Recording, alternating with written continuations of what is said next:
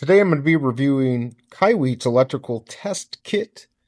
I want to thank KAIWEETS for sending this to me to review. Let's open the box and see what we got.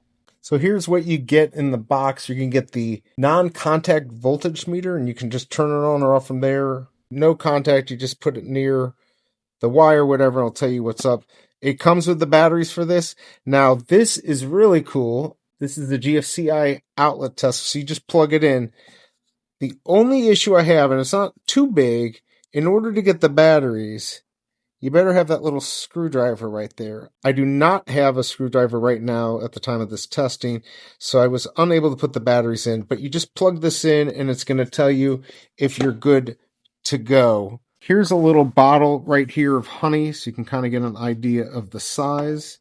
It's not very big, like that, and the same thing with this, you can kind of get an idea of what the size is. This is an Amazon choice. It's got 4.6 stars. And as of last month, September 2025, this sold over 400. I hope this review helps, and I'll see you next time.